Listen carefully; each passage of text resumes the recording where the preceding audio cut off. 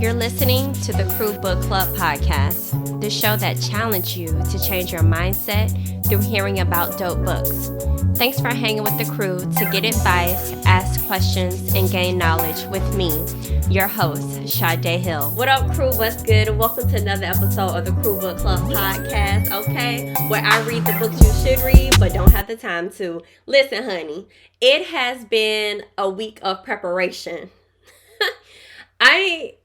Like an intention. By the time you listen to this episode, I would have gone to the Woman Evolve. So tune in next week to hear me talk about it, because I needed to record this week's episode early so I could be prepared to be so intentional and focused for my trip coming up, which I fly out tomorrow. So I'm recording this the Tuesday before me flying out to DC on the 13th. So you'll be listening to it today, Monday, the 18th, if I'm not mistaken. I am not looking at a calendar. And I'll talk about my trip next week. But if you've been following, you kind of got like a sneak peek of some things. Okay. Baby, let me tell y'all, you definitely need to be, shout out to the people that follow me on Instagram and that be locked in on the live, that be locked in on the on looking at the stories, and just lock it in, because I know y'all been feeling this other book that I'm doing for this community. I'm not doing this book on the podcast, but I discussing it on our Instagram, The Tongue of Creative Force, because I'm doing a book review for another community. But this book, baby, is giving me all the words, okay? How to speak power into my life and making sure what's coming out of my tongue align with the word of God. So that way I am moving strategically out here in these streets. Do you feel what I'm saying? We, God and I, okay? So I'm that book is, whew, okay.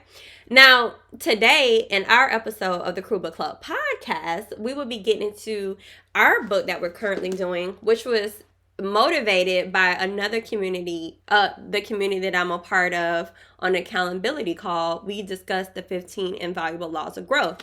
This is why it's so important to just get involved with groups that God leads you to, because it literally is aligning with everything that He has me doing, okay?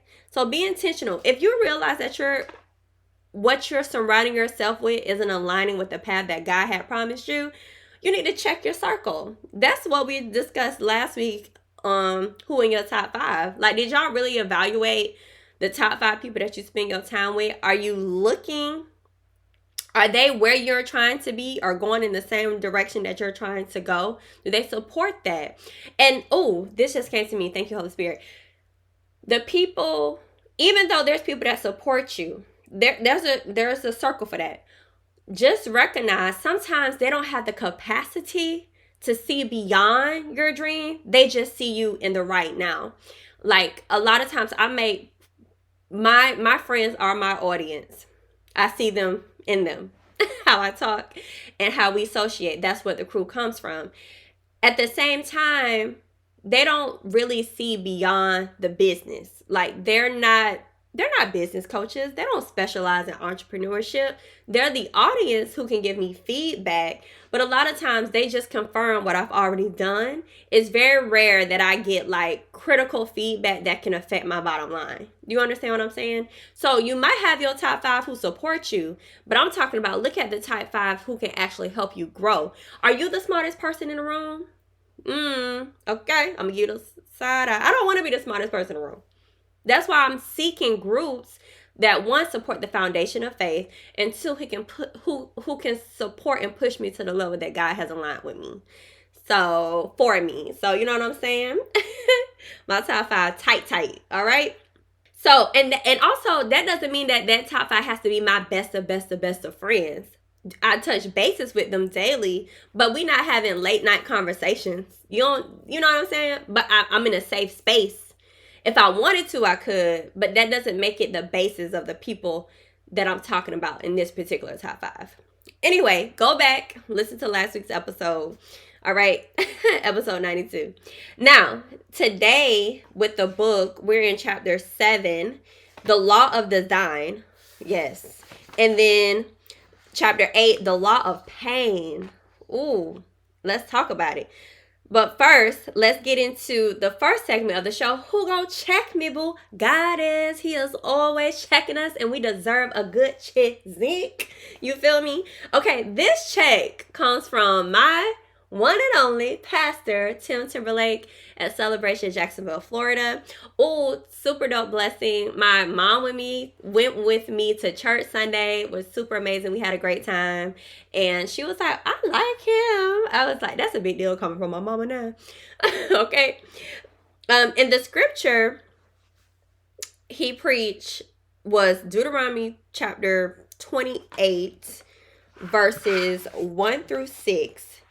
And the series is called Keep the Change. I will have the link to this particular sermon in the show notes. And the subject title was the discipline of a disciple. I was just like, oh my goodness, come for me. So first, the verse that I want to the scripture that I want to focus on is Deuteronomy chapter 28, verses 1 through 2. And it reads, if you fully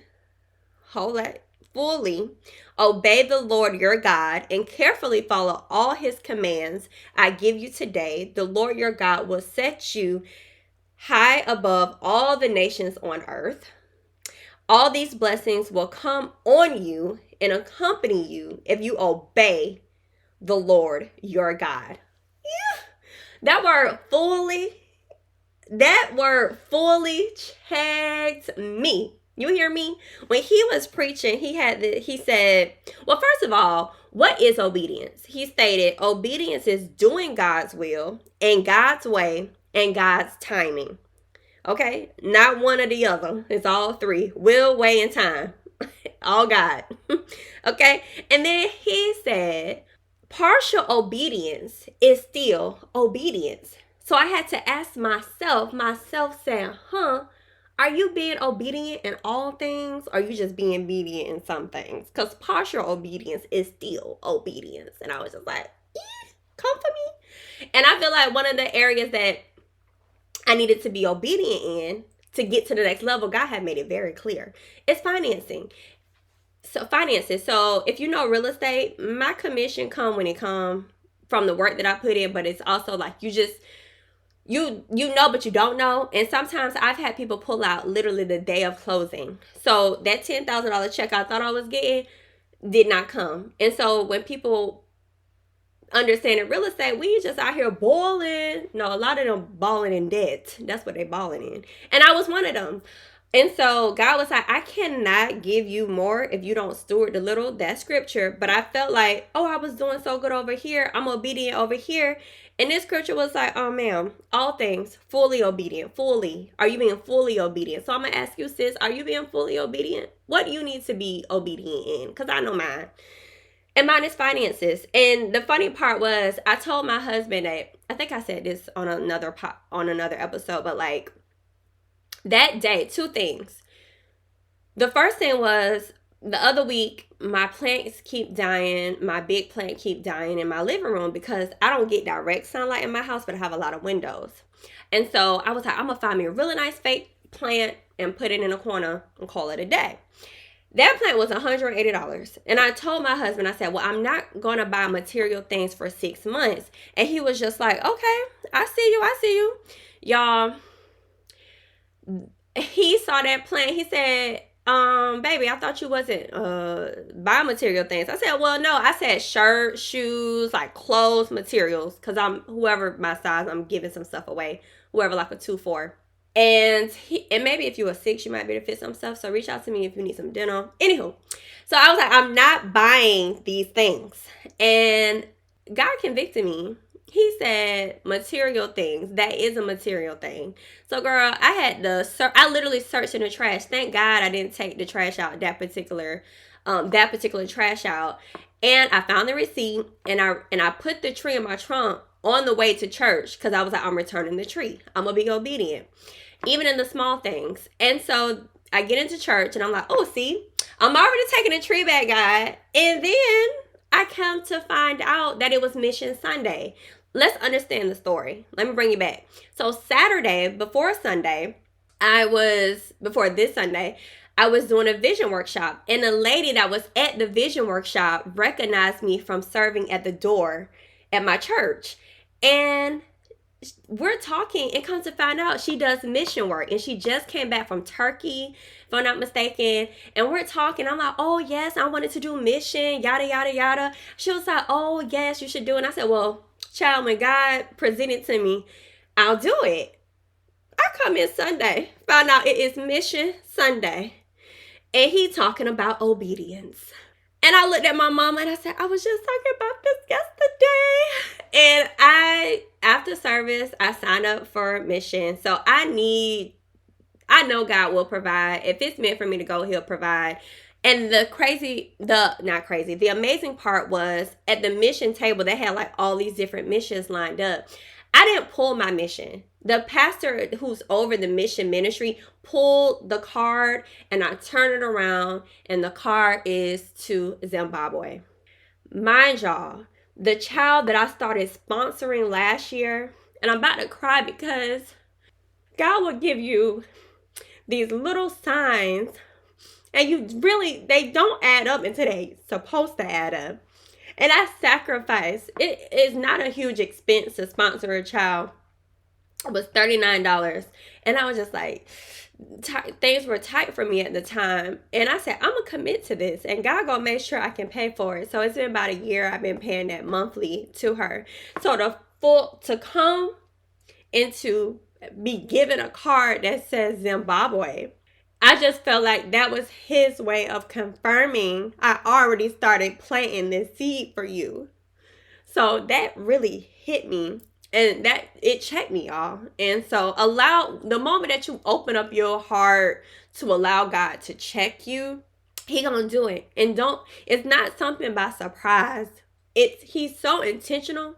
And he strategically brings things together. I was telling my coach a few weeks ago, I said, I can literally see God pulling pieces. You ever watch those movies where it's like super high tech and they're like moving stuff around the screen to put things together? And that's what I see, guys. I literally see his hands just moving things, and I'm just watching him. And it's like this image of protection with his arms around me, and he's just doing the work. And I'm just sitting there, head up high, and all watching him put these pieces together.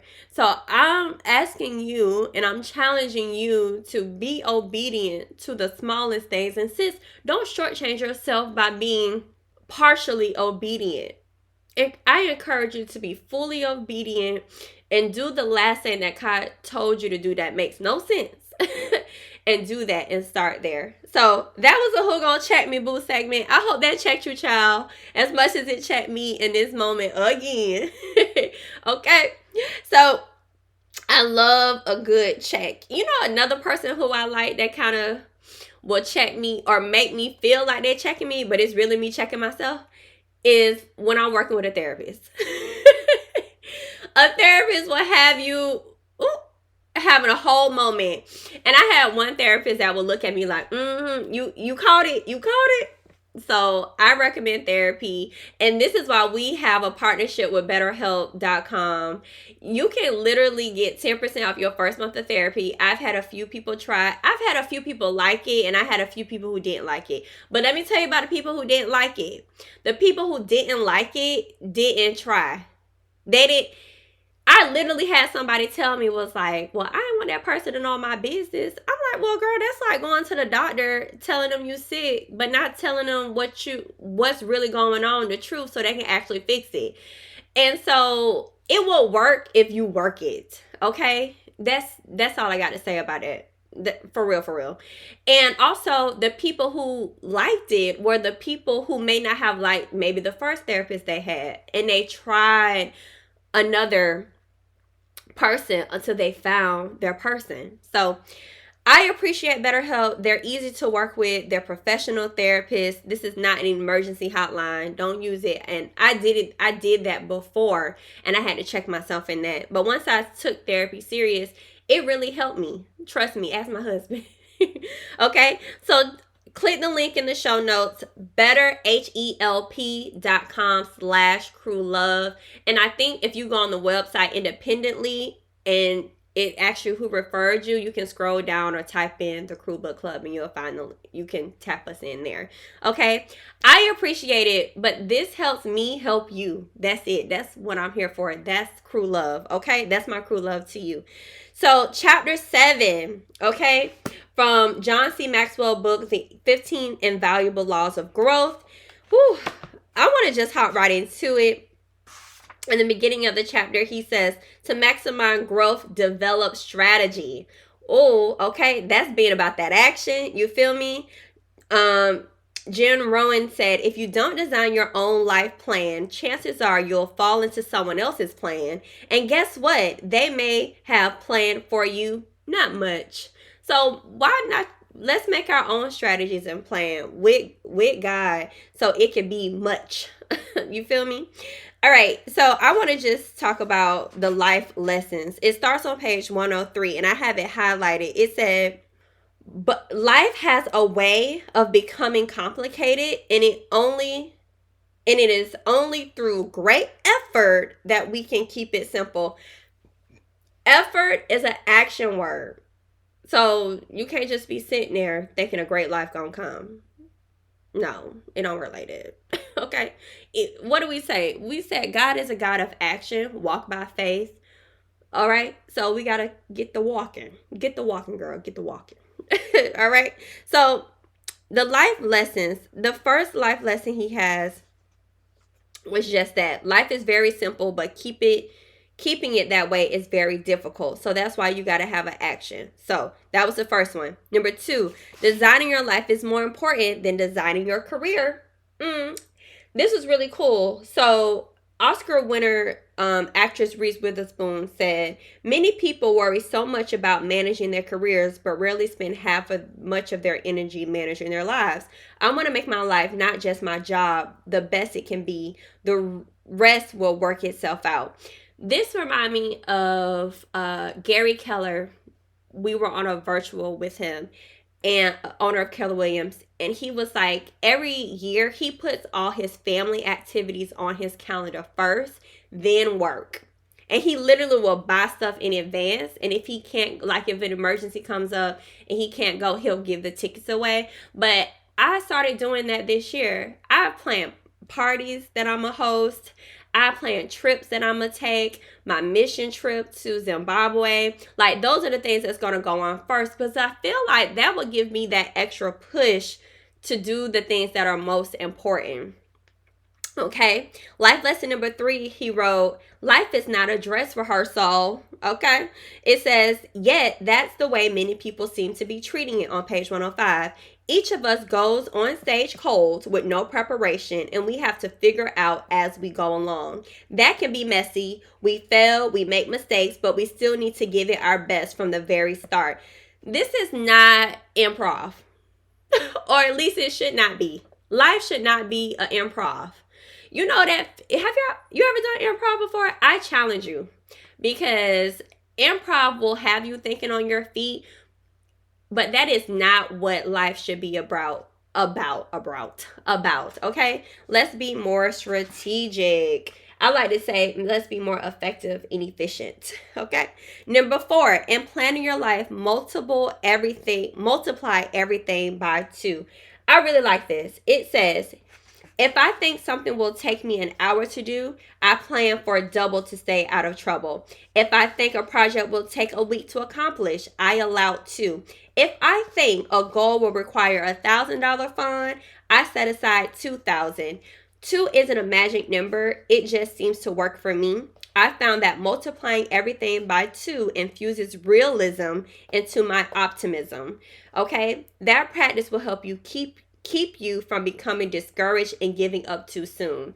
That's why it's just like, I was on a call about, and someone mentioned they were reading about someone who doesn't set goals anymore. Because, and I think he talked about it in this book as well. It's like, when you set a goal and you get there, it's like, what happens next? Do you set a new goal and you get to that goal? But instead of looking at it as a goal, look at it as a journey. So when you're preparing for that journey, You know how you pack to go out of town and you might take an extra outfit because you just trying to be prepared? Think of your life as that same way. We be putting so much energy into the wrong things.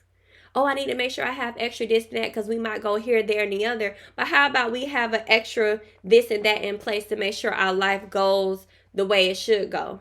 And we're being more strategic and more prepared for we're in the direction that we're going in our life in totality, not in just these improv moments.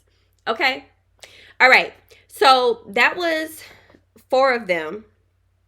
But within number 4, it kind of broke down these different types of systems.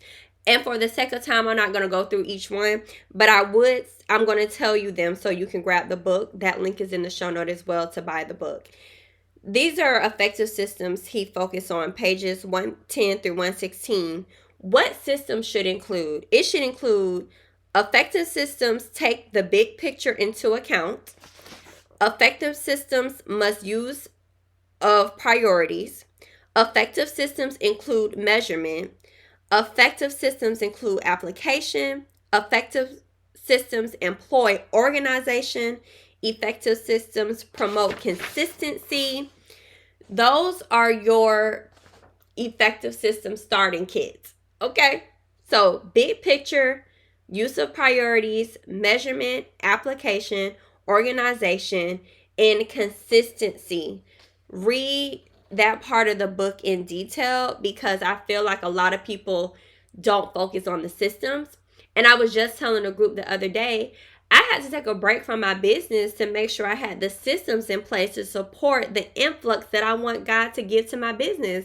God, like, you asking for me to provide $3.2 million in real estate, but do you even have the systems in place to support the business that I want to give you? Okay, sis, you want to go from making what to what, but have you done the things that will support that? And so it's like getting back to the basics. You feel what I'm saying? So systems are really, really important. Okay, let's jump into there's so much in this book, y'all. I highly recommend getting it in detail. You can listen to it, which is cool. But getting this book to really highlight and break these things down and do the exercises in the book, because at the end of each chapter, he gives you at least 1 to 3 opportunities to apply the chapters. Okay? Now, chapter 8, the law of pain. Whew, I even said that scared. Pain. It says good management of bad experience leads to great growth. Okay? Listen, think about all the times that catapulted you into the next season that you're in. It probably came from a place of, I don't have no choice but to get out. And you had to make it happen. And so that pain pushed you into another dimension. Okay? It talks about his pain file, because he files them. If you read the book, that's another system, how he files his life. And he mentioned a few of them, but I want to focus on 2. The pain of hard decisions. It says wanting everyone to be happy and making tough decisions are incomparable tasks. I learned that good leadership is disappointing people at a rate they can stand. Wow. Look, if you're on the YouTube channel, you can kind of see there's a bunch of lists, but I'm focusing on these 2. And when I read the pain of hard decision, it was just like, it's like giving people grace and doing what's best for them, because it's doing what's best for your business or what's best for your life. You feel what I'm saying? Sometimes we gotta cut certain people off and it might disappoint them. But if you do it gracefully and with love, they'll be able to stand it and to have an understanding. Okay? The other is that I felt hit me was the pain of relationship losses. Striving to reach my potential has separated me from friends who had no desire to grow. As I developed new friendships, I learned to build relationships with growing people who wanted to take the journey with me. This is dope. Because it makes you, I'm not saying that the circle that you with can't be your friends, and I don't think he was saying that. It's just the energy that you put into a relationship should reflect the direction that you're trying to go. So that way there's minimum hating, there's minimum concern of waste of time. Because if you're building relationships with people who are going into a similar higher direction than you, then there's just certain things that you won't waste time talking about. I'm trying to tell you. There's some people, when I see them, I be like, go the other way, because I know they're gonna suck the energy out of me, and because they're constantly coming from a negative mindset, or they constantly have excuses on why this and why that, or it's always something. You ever meet them people? It's like, well, I want to do this, but and I be like, okay, well, do this. Well, that, it's like, you know what? Don't even worry about it. When they come into the room, I don't even ask no questions no more. I don't. I just be like, oh, here they go again. And sometimes that can be painful. I remember I had somebody, oh, you don't call me like that no more. I be like, for what? And one friend I really cared about enough to tell her, I was like, every time you call me about this guy, it's always the same thing. And I love you, but if you're not taking the action to make a change, please don't bother me with that. Take that straight to Jesus. He has the capacity. I don't. I'm for real, y'all. I'm for real. And I feel like that's out of love. Because if I'm not giving advice from a loving place, it's not gonna go well. Because it's hard for me to hide it. Like, no, it's not my, I don't know. I wouldn't say that. Yeah, it's hard for me to hide it because I cannot entertain it. I can't entertain a mess. Okay? Anywho, let's go into good management of bad experiences leads to great growth. So we talked about my pain file. Let's jump to page 28 where he was like, how to turn your pain into gain. The first thing is choose a positive life stance, okay? Virginia Satir said, life is not the way it's supposed to be. It's the way it is. The way you cope with it is what makes the difference, okay? I feel like y'all should understand that by now if you listen to if you've been listening to this podcast. There's the second one, embrace and develop your creativity. I like what it said here. And listen to this story. It came with a story, and I want to read this to you. Listen closely. There's a story about a chicken farmer whose land was flooded nearly every spring. He didn't want to give up his farm and move, but when the water backed up into his land and flooded his chicken coops, it was always a struggle to get his chickens to higher ground. Some years he couldn't move fast enough and hundreds of his chickens drowned. After the worst spring he'd ever experienced and losing his entire flock, he came into the farmhouse and told his wife, I've had it. I can't afford to buy another place. I can't sell this one. I don't know what to do. Y'all know what his wife said? Buy ducks. That's who you need to be married to. You feel me? They're the type of friends you need. It said the people who make the most of bad experiences are the ones who find creative ways to meet them, like the farmer's wife in this story. They see possibilities within their problems. A lot of us, and this used to be me, would avoid the problem instead of facing it head on and finding a solution. Stop coming to me with problems. Well, let me rephrase that. You can come to me with problems, but I'm going to say don't focus on the problem. Let's focus on the solution. Okay? Once we figure out what the problem is, ain't no point of, we can have a debrief on how not to get to the problem again, but I want us to spend more energy on the solution. You feel what I'm saying? It reminds me of the book, We Should All Be Millionaires. Rachel Rogers is like, a lot of times we focus on getting the debt down instead of putting energy on how to make more money to get rid of the debt. You feel me? Anywho, and remember, side note, there's good debt, there's bad debt, but that's a whole nother conversation. So check out, we did that book on the podcast as well.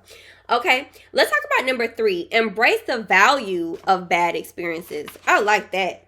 Okay. Facing difficulties is inevitable. Learning from them is optional. So always find the value in those bad experiences. Number 4, make good changes after learning from bad experience. Diane Nadd says, I'm willing to put myself through anything. Temporary pain or discomfort means nothing to me as long as I can see that the experience will take me to a new level. I don't care what level you're at or what level you're going. There's going to be a level of pain. And it's only temporary pain and discomfort. The same as when you're building muscles and working out. It's temporary pain to get to a better result. Keep going. Number 5, take responsibility for your life. Okay? William Penn said, English philosopher, will encourage you: no pain, no palm, no thorns, no throne, no gale, no glory, no cross, no crown. Okay? So let me tell you, you can't get to the crown without carrying your cross. Do you hear what I'm saying? Okay? And taking responsibility of your life no matter what situation, I don't care who fault it is, find where you could have avoided and done better. Okay? So that was my highlights of chapter 8, the law of pain. And we are, I absolutely love this book. It is really on time for the level of growth that I'm experiencing at this point in time. And so I want to thank you for listening to this week's episode. Before we get out of here, I'm going to give you guys the challenge of the week and the quote of the week. Remember, ain't no point of doing all this work and not listening to this and not doing the challenges to better yourself. Okay? The challenges are designed from the books that we read to catapult us into growth and changing our mindset. So, and I always put the full challenge in the show notes so you can copy and paste it onto paper and do the challenges, okay? Share your challenge, share your outcomes with me. I would love to know, are these helping you? Okay, page 2. Not page 2. I forgot. I wrote it on my notes, but I don't have it highlighted in here. Let me see if I can find it. Okay, so the challenge of the week comes from page 119. From the end of chapter 7, apply the law of design for your life. Number 2, it says, begin developing or refining system for yourself that will maximize your time and increase your efficiency. Brainstorm a list of areas where you desire to improve or experiencing a problem or sensing an opportunity. Try to create a system to help you for each. As you design them, make sure that each takes its account the following. The big picture. Will the system help you reach your big picture goals? Your priorities. Is the system consistent with your values and commitments? Measurement. Does the system give you a tangible way to judge if you've succeeded? Application. Does the system have a built-in bias towards action? Organization. Does the system make better use of your time than what you're doing now? Consistency. Can and will you easily repeat the system on a regular basis? He says, don't be reluctant to make adjustments to systems you developed or even abandon them if they don't serve you well. However, you may want to try out any system you develop for at least 3 weeks, the normal time needed to start developing a positive habit, because elevating is validity. Okay, so that just came to my spirit. Don't be afraid to just give up on something that's not working. Okay? And people say, well, how do I know when to give up? My best advice is to take a moment, fast, really speak to God about what you need to be doing. Because I'm pretty sure he already told you. You just pushing forward on your own merit. All right? That's the last point I'm going to make. So, let's end with the quote of the week. I picked 2 quotes because I just couldn't decide. They were both so good to me. They spoke to me. The first quote of the week comes from page 106 by Fred Allen. You are only living once, but if you work it right, once is enough. Page 109 says, by Michael Gerber, author of E-Myth, says that systems permit ordinary people to achieve extraordinary results predictably. However, without a system, even extraordinary people find it difficult to achieve even ordinary results. Okay? So I would say be predictable, sis. Go out there, put your systems in place because you only live once.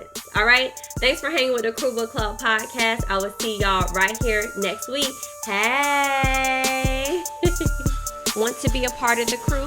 Hit that follow button so you'll never miss an episode. And while you're at it, I would appreciate you showing crew love by rating the show on iTunes and Spotify. Don't keep all this goodness to yourself. Share and tell a friend so your whole crew can be growing with you. Let me be the first to tell you, welcome to the crew.